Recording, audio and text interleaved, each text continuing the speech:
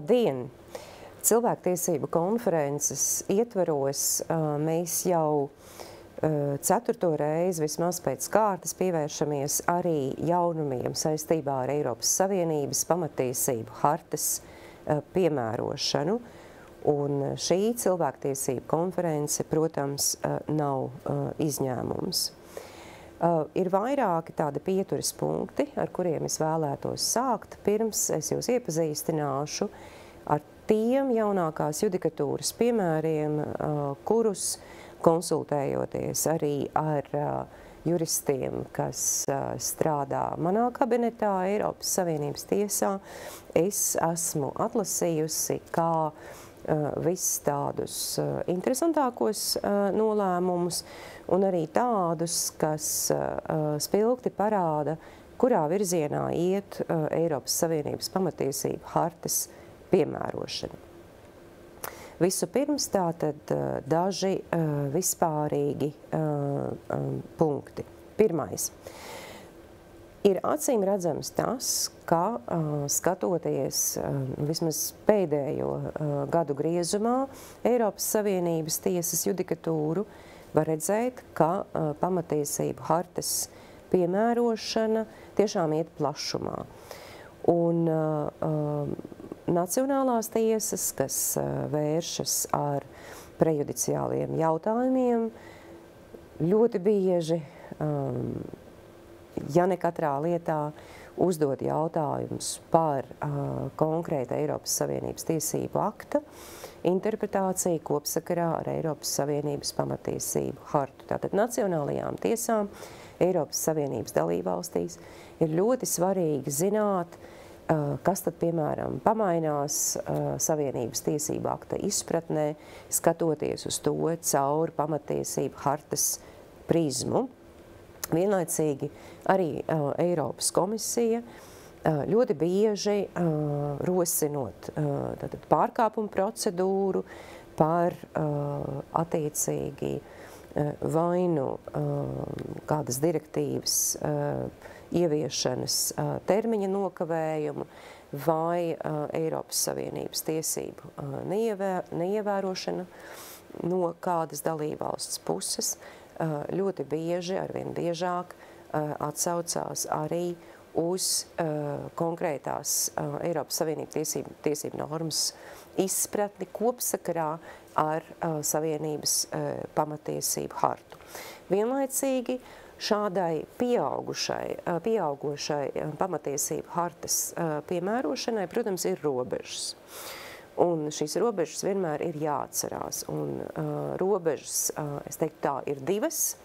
Proti, tātad mēs nevaram piemērot pamatiesību hartu ārpus Eiropas Savienības kā tādas kompetences robežām.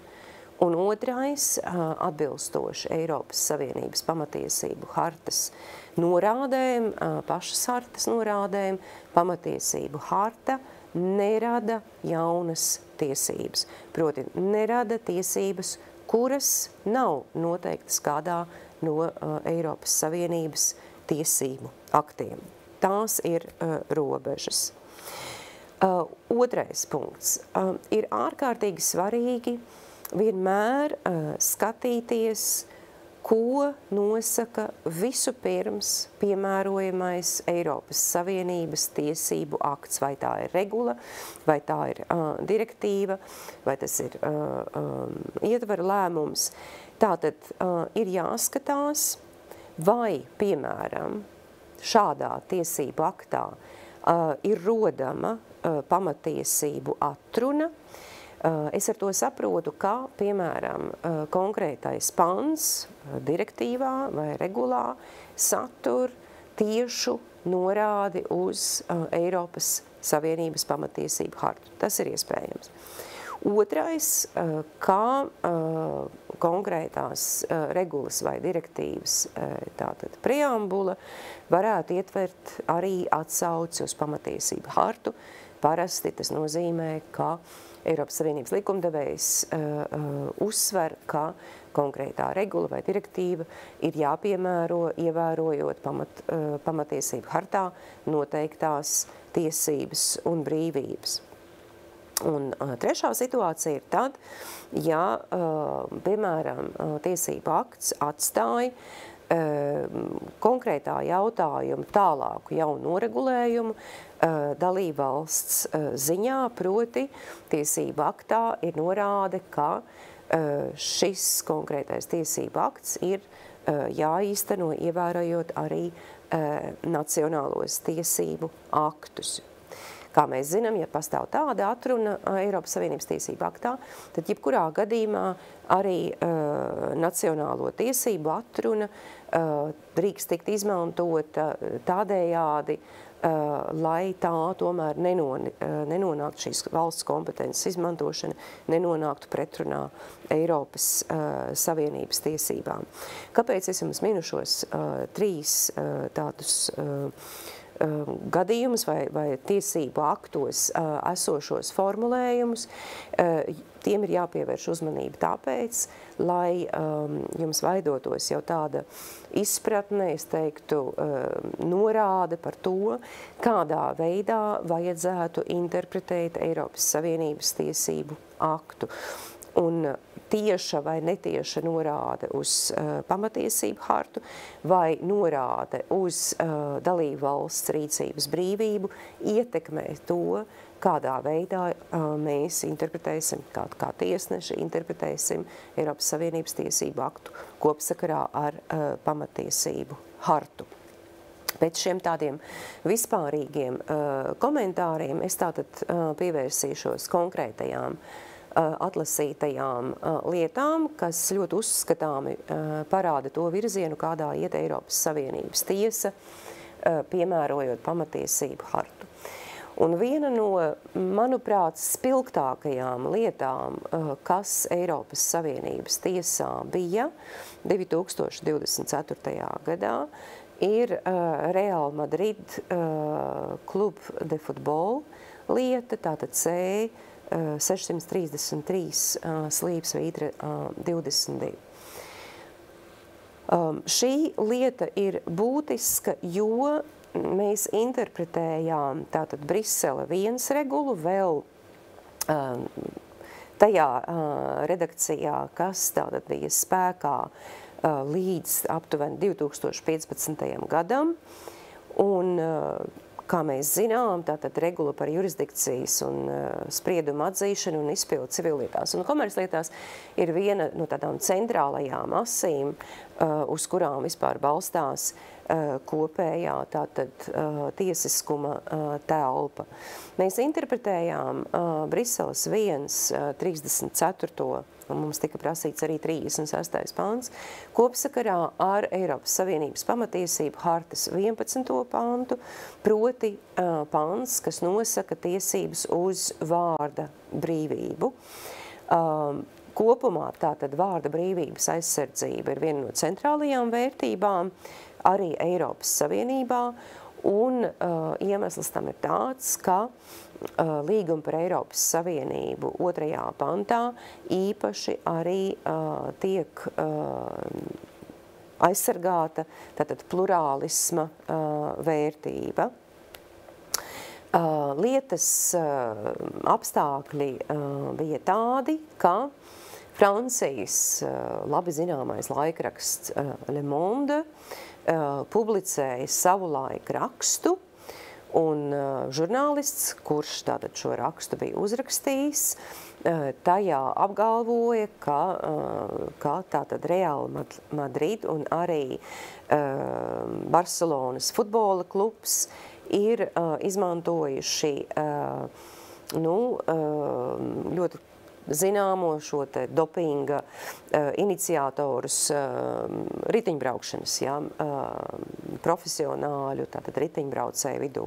Un arī, ka šie futbola klubi tātad ir izmantojuši šos dopinga iniciatorus, kas bija ārsti un arī treneri. Šī Le Monde publikācija kļuva ļoti populāra, tai tika pievērsta liela uzmanība. Savukārt, protams, Real Madrid un Barcelonas klubs, viņi protestēja pret šādu publikāciju, uzskatīja, ka tās ir nepatiesas ziņas un lūdza Le Monde publicēt atspēkojumu vēstuli, kas arī tika darīts. Futbola klubs, tātad Real Madrid, vērsās Spānijā tiesā pret Le Monde izdevniecību, kā arī konkrētā raksta autoru, tātad šo minēto žurnālistu, un tiesa piesprieda samaksāt 300 000 tātad zaudējumu atlīdzību futbola klubam, un arī 30 000 tātad piesprieda samaksāt attiecīgi konkrētajam no konkrētā žurnālista. Nu, lūk, un arī Spānijas tiesa lūdza, lai noteica to, lai Le Monde publicē minēto spriedumu, tātad kādā no saviem numuriem. Konkrētais spriedums, tātad, kurš tika apelācijas kārtībā tomēr apstiprināts vēl arī augstākajā tiesā, tika attiecīgi nodots Parīzes vispārējās pirmās instances tiesai, tātad sprieduma izpildēja. Un Parīzes vispārējā pirmās instances tiesa arī noteica, ka šis spriedums ir izpildāms. Savukārt apelācijas instance atcēla šādu pirmās instances nolēmumu, uzskatot, ka atbilstoši Francijas tiesībām šādu Spānijas spriedumu izpilde būs pretrunā tātad Francijas starptautiskajai sabiedriskajai kārtībai, kā mēs zinām, tātad starptautiskajās privātiesībās, un tā kā mēs transponējam starptautiskās privātiesības mūsu, teiksim, civil procesā pastāv šī te sabiedriskās kārtības izņēmuma klauzula. Nu, lūk,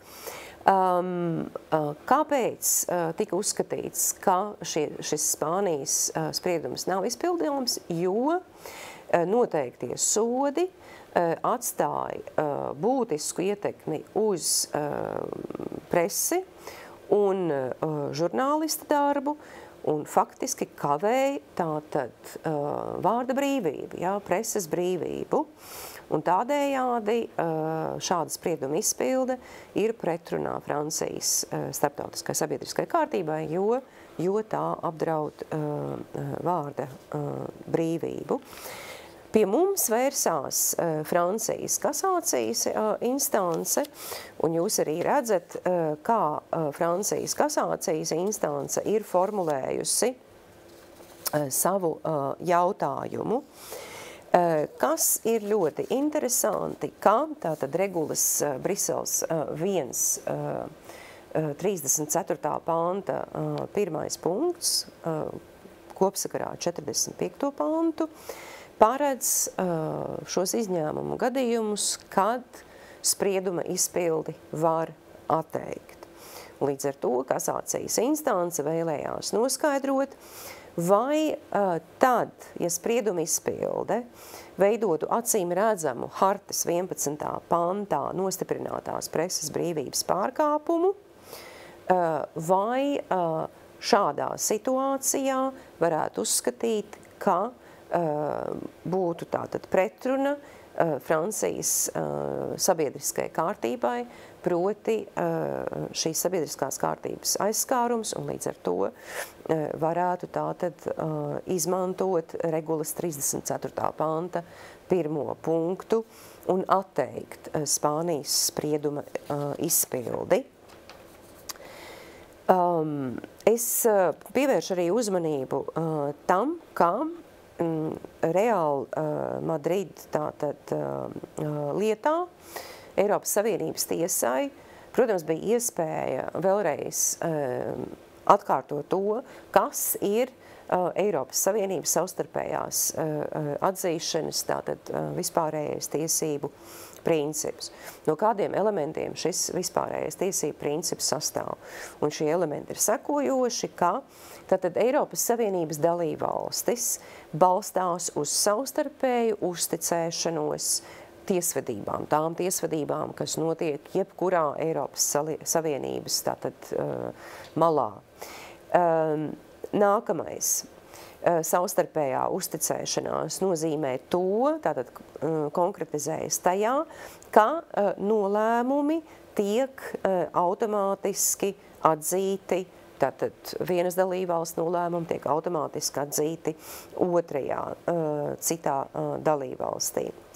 Un papildus tam sprieduma izpilde, tātad šāda atzīta sprieduma izpilde ir efektīva un ātra, nav tiesību pārskatīt pēc būtības izpildāmo spriedumu, tātad ir jāveic, procedūrai ir jābūt tādai, kas pārliecinās tikai formāli par tātad iesniegto dokumentu, nu, jāsaka tā, legalitāti, ja.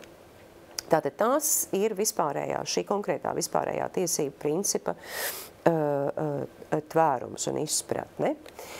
Kā jau es minēju, Brisele 1 regulas 34. panta 1. punkts nosaka, ka nolēmumu tātad neatzīst, ja šāda atzīšana ir acīm redzami pretrunā dalībvalsts, kurā vajadzētu atzīt šo spriedumu sabiedriskai kārtībai. Es tikai pasvītroju, ka jebkurš šāds izņēmums, tātad šajā gadījumā 34. panta izņēmums, ir jāinterpretē šauri.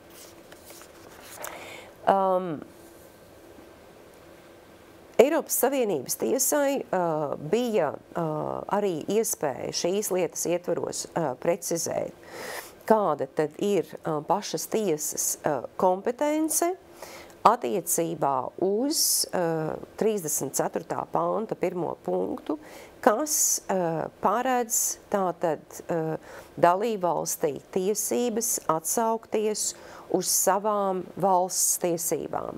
Jo, protams, ka sabiedriskās kārtības izņēmums ir noteikts katras dalībvalsts nacionālajās tiesībās. Un Eiropas Savienības tiesībai nav kompetence interpretēt nacionālās tiesības. Līdz ar to varētu domāt, ka, kā jau es minēju, šeit ir tātad atsauce uz nacionālajām tiesībām, varētu domāt, ka valstis gandrīz vai varētu pateikt, ka jebkas ir to sabiedriskās kārtības, teiksim, interešu jautājums.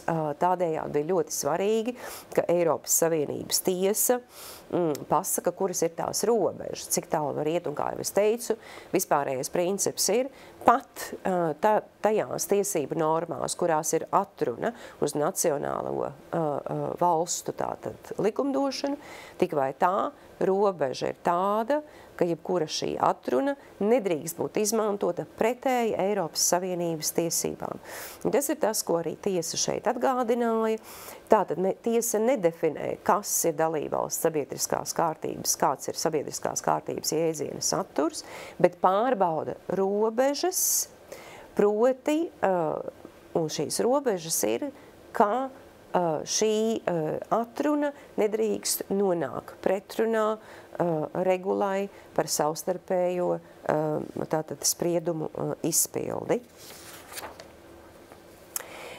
Nākamais ir būtiskais precizējums, kas noder visiem, kas nodarbojās ar Eiropas Savienības tātad spriedumu izpildi. Ko nozīmē tātad aizliegums pārskatīt citas valsts tiesas nolēmumu? Un ko nozīmē tātad ievērot šo aizliegumu? Un tiesa teica, lai ievērotu aizliegumu pēc būtības pārskatīt ārvalsts pieņemtu nolēmumu, tātad atsaucēji uz sabiedriskās kārtības izņēmumu ir jābūt tādai, ka tajā brīdī, kad mēs sakām, ka sabiedriskā kārtība ir aizskarta, šim aizskārumam ir jābūt acīm redzamam. Tātad aizskārumam vai nu tiesību normas, nacionālās tiesību normas pārkāpumam ir jābūt acīm redzamam, bet tā nebūs jebkura tiesība norma, bet tā būs, piemēram, būtiska tiesība norma dalībvalsts tiesību sistēmā. Šeit mēs varētu domāt, piemēram, par Satversmes kodolu uzreiz. Vai arī, un šis ir ļoti būtiski, vai arī veidotos tāds tiesību pārkāpums, kas dalībvalstī tiek uzskatīts par pamatiesību pārkāpumu. Proti, sabiedriskās kārtības aizskārums veidojas tad, ja tiek skartas būtiskas pamatiesības. Un šeit arī ir tā sasaiste ar pamatiesībām gan nacionālajās tiesībās, proti, piemēram, mūsu 8. nodaļa Satversmes, kā arī pamatiesību hartu.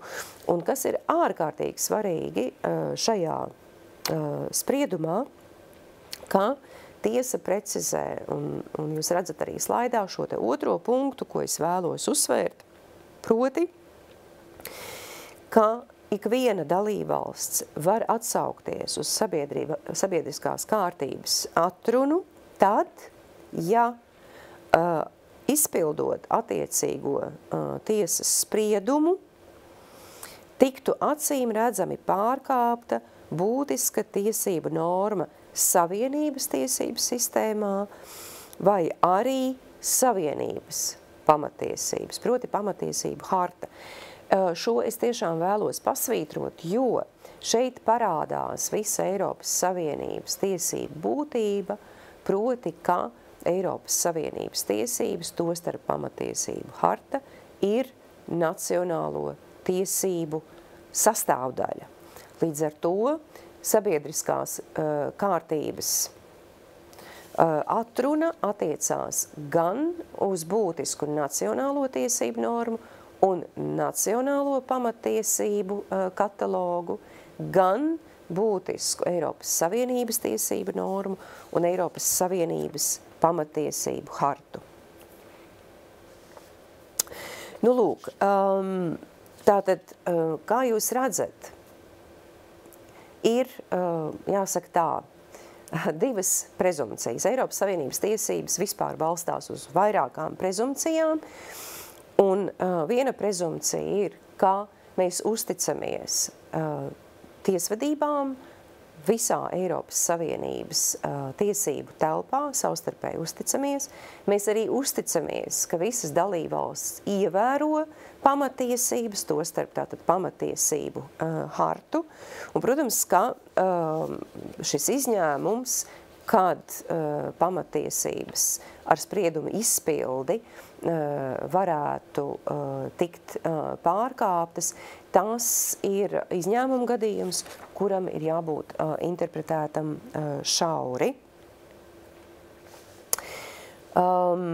Eiropas Savienības tiesa norādīja uz to, cik būtiska ir žurnālistu un preses izdevēju aizsardzība Eiropas Savienības tiesībās. Tātad, kā jau es minēju, līguma par Eiropas Savienību 2. pantu, tas ir tieši saistīts ar hartas 11. pantu, jo Eiropas Savienības dalībvalstis pārstāv demokrātiskas un plurālistiskas sabiedrības. Līdz ar to mēs esam tādā situācijā, ka, nu, protams, pamatiesību starpā principā nav hierarhijas, bet 11. pants hartā tomēr ir īpaši ņemot vērā tā saikni ar 2. pantu līgumā par Eiropas Savienību. Eiropas Savienības tiesa, lai izprastu 11. panta saturu, protams, izmantoja Eiropas cilvēktiesību konvencijas judikatūru 10. panta. Tā ir viena no iecienītām metodēm, un Eiropas Savienības likumdevējs, kā jūs zinat, ir noteicis, ka pamatiesību hartas saturā ietilpst visa Eiropas cilvēktiesību konvencija un Eiropas cilvēktiesību tiesas judikatūra. Tas ir hartas minimums, proti pamatiesību harta, protams, var noteikt augstāku standartu. Un tad es aicinu jūs izlasīt minētā nolēmuma tātad 66. līdz 73. punktam, kas ir faktiski rezolutīvā kopsavēlkošā daļa nolēmumā, kur Eiropas Savienības tiesa sniedz ļoti detalizētas norādes nacionālajai tiesai, kā viņai ir jāsver, kā veidosies tiesas, nacionālās tiesas secinājums par to, ka, ja viņa neizpilda Spānijas, tātad augstākās tiesas spriedumu, ka savstarpējās sprieduma izpildes princips netiks pārkāpts nesamērīgi, ņemot vērā to, cik svarīgi ir ievērot un pasargāt tātad izdevēja Le Monde un žurnālista tiesības. Un tiesa šeit pasaka, ka ir jāņem vērā, protams, piespriestās summas 300 000 un 30 000, kas ir ievērojams, bet tiesa arī pasaka, ka summa kā tāda tomēr vēl neko nepasaka, vai attiecībā pret žurnālistu darbu iestāsies šis tāds biedējošais efekts no tā vien, ka izdevējam un žurnālistam vajadzēs samaksāt tātad šo nodarītā kaitējuma tātad samaksu veikt. Un, tādā ziņā šeit ir ļoti precīzas norādes. Un rezultāts ir tāds, ka tiesa pasaka, Brisele 1, 34. panta 1. punkta kopsakarā ar 45. pantu, tātad šī sabiedriskās kārtības atruna, lasot to kopsakarā ar hartas 11. pantu, ir jāinterpretē tādējādi, ka ir jāatsakās izpildīt spriedumi, ar kuru laikraksta izdevējiem un kādam no žurnālistiem piespriests maksāt zaudējumu atlīdzību, morālā kaitējuma atlīdzināšanai, ja šī izpilde izraisītu acīm redzamu hartas 11. pantā nostiprinātās preses brīvības pārkāpumu. Es šo spriedumu salīdzinu ar vienu no pirmajiem nolēmumiem Šmidberga lietā, kur pirmo reizi toreiz tātad Eiropas Savienības tiesa arī biedrošanās brīvību nolika kā, teiksim, augstāk stāvošu tādu vērtību salīdzinājumā ar preču un pakalpojumu pārvietošanās brīvības, tātad preču un pakalpojumu brīvas pārvietošanās tātad tiesībām, kā pamattiesībām tomēr Eiropas Savienībā. Un šis ir tāds, manuprāt, otrs ļoti monumentāls spriedums.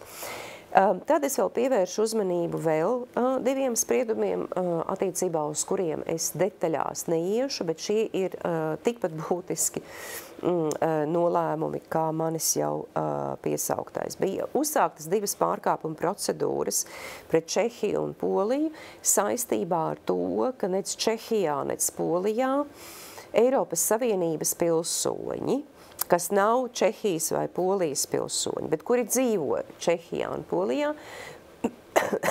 viņiem nebija tiesības tātad kļūt par politisko partiju biedriem. Un šajā gadījumā Eiropas Savienības tiesa, tās ir arī virspalātas abas divas lietas, un Eiropas Savienības tiesai nācās analizēt 22. panta tvērumu līgumu par Eiropas Savienības darbību, kurš konkrēti nenosaka tiesības būt par politisko partiju biedriem Eiropas Savienības pilsoņiem neatkarīgi no viņu dzīves vietas. Un izejot cauri ļoti detalizētai 22. panta interpretācijai kopsakarā ar tātad gan 20. pantu, gan 21. pantu, 10. un hartas 12. pantu, kas nosaka biedrošanās brīvību, Eiropas Savienības tiesa secināja, ka prasība lai visiem Eiropas Savienības pilsoņiem uz vienlīdzīgiem pamatiem būtu tiesības piedalīties pašvaldību vēlēšanās un Eiropas parlamenta vēlēšanās, pie situācijas, ka viņi nevar būt politisko partiju biedri, ka šāds ierobežojums ir neatbilstošs tātad līguma par Eiropas Savienības darbību 22. pantam. Un tādējādi tātad nav nodrošināta vienlīdzīga pieeja visiem tiem līdzekļiem, kas ir šajā gadījumā Čehijas un Polijas pilsoņiem. Protams, kā abas valstis arī atsaucās uz nacionālās identitātes izņēmumu līguma par Eiropas Savienību 4. panta 2. punktā, un mēs secinājām, ka šim izņēmumam īsti nav nekāda sakara ar Eiropas Savienības pilsoņu tiesībām piedalīties pašvaldību vēlēšanās un Eiroparlamentu vēlēšanās, kas ir Eiropas Savienības tiesību jautājums un nevis nacionālo konstitucionālo tiesību jautājums. Lūk, un tātad lielais secinājums Savienības konstitucionālajās tiesībās, jo šie abi spriedumi tiešām veido Eiropas Savienības tiesību konstitucionālo judikatūru, un secinājums bija tāds, ka tātad līguma par Eiropas Savienības darbību 22. pantā ir konkretizēts demokrātijas un vienlīdzīgas attieksmes, tātad princips ļoti būtiski, un šie abi principi ietilpst Savienības identitātē un kopējās vērtībās, tātad būtiska konstitucionāla tiesiska tēze. Un tālāk tiesa secināja, ka nevar uzskatīt, ka ļaujot šādiem Savienības pilsoņiem to dzīvesvietas valstī kļūt par politiskās partijas vai kustības biedriem, lai pilnībā īstenotu demokrātijas un vienlīdzīgas attieksmes principus, tiktu apdraudēta šīs dalībvalsts nacionālā identitāte. Nevar pretnostatīt mūsu dalībvalsts nacionālās identitātes ar demokrātijas un vienlīdzības principiem. Tā ir tā doma. Un visbeidzot, ļoti, ļoti praktisks nolēmums, bet vērtīgs, īpaši jautājumā par advokātu un klienta attiecībām un par advokātu un klienta konfidencialitātes aizsardzību, ir lieta 432/23. Tā ir skatīta 5 tiesnešu palātā. Tātad šajā lietā mēs interpretējām 2011/16 ES direktīvu par administratīvu sadarbību nodokļu jomā. Un šeit bija jautājums par to, ka Spānijas nodokļu inspekcija tātad bija lūgusi sniegt informāciju saistībā ar kompāniju tātad Luksemburgā par to, kādu tātad sabiedrība F, kā viņa darbojasies, kādus pakalpojumus un dokumentus viņa ir sniegusi Spānijā reģistrētai tātad sabiedrībai K. Un F atbildēja, ka viņi darbojās kā sniedza juridiskos pakalpojumus, un līdz ar to šādu informāciju, protams, izpaust nevar. Šajā lietā mēs interpretējām hartas 7. pantu, un jautājums tātad bija par to, vai advokāta juridiskās konsultācijas ir aizsargājamas, ņemot vērā tātad tiesības uz privātumu faktiski. Un kā parasti, kā es minēju, mēs inspirējāmies no Eiropas cilvēktiesību tiesas judikatūras un no 8. panta, tieši 8. panta judikatūras. Tātad tas, ko mēs secinājām, ir sekojošais, ka hartas 7. pāns un arī 52. pāns ir jāinterpretē tādējādi, ka rīkojums saskaņā ar kuru advokātu konsultācijām un pārstāvniecībai nodokļu jomā nepiemēro advokātu un viņa klienta saziņas pastiprinātu aizsardzību, ko nosaka hartas 7. pāns, izņemot tātad, ja ir krimināltiesību jautājums, ka šādā gadījumā, ja valsts tiesiskais regulējums negarantē šo te klienta advokāta konfidencialitāti nodokļu tātad konsultāciju jomā, šāda situācija, šāds nacionālais regulējums neatbilst 7. pantam un hartas 52. pantam. Līdz ar to, protams, es domāju, ir ļoti vērtīgs šis nolēmums, arī skatoties uz to, kā Latvijā, piemēram, darbojās tātad pienākumi, kas izriet no nodokļu samaksas un nodokļu konsultāciju tātad šajā regulējumā, kā tas Latvijā darbojās.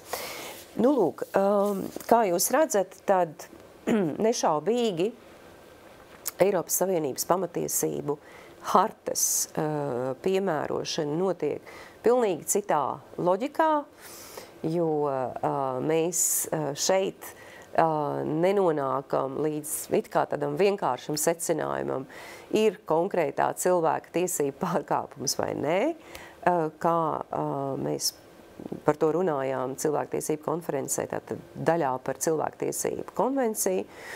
Runājot par pamatiesību hartas piemērošanu, tas lielais izaicinājums ir pietiekami komplicētus regulējumus, kurus pieņem Eiropas Savienības likumdevējs, tos piemērojot attiecībā uz konkrētu strīdu dalībvalsts līmenī, ka šajā strīdā, šī strīda, teiksim, aspektos ir svarīgi saskatīt arī, kur parādās iespējamie pamatiesību pārkāpumi, kā tas bija gan Real Madrid un Le Monde, piemēram, strīdā, kā tas tātad ir šajā gadījumā, konkrētās Luksemburgā bāzētās tātad juridisko pakalpojumu sniedzējas kompānijas un šajā gadījumā Spānijas nodokļu tātad pārvaldes strīdā. Ir ārkārtīgi būtiski konstatēt, kāds pamatiesību jautājums šādās tiesiskās attiecībās parādās, lai vispār varētu saprast, ka, piemēram, direktīva vai, ka, piemēram, regula ir jāskata pamatiesību hartas gaismā. Un līdz ar to es jums saku paldies, un es jūs arī sveicu Eiropas Savienības pamatiesību hartas 25. dzimšanas dienas gada sākumā, jo 2000. gada decembrī tika pieņemta Eiropas Savienības pamatiesību harta. Līdz ar to mēs šajā gadā varam turpināt arī runāt par pamatiesību hartu. Protams, juridiski saistošo spēku pamatiesību harta ieguva ar Lisabonas līguma spēkā stāšanos. Paldies!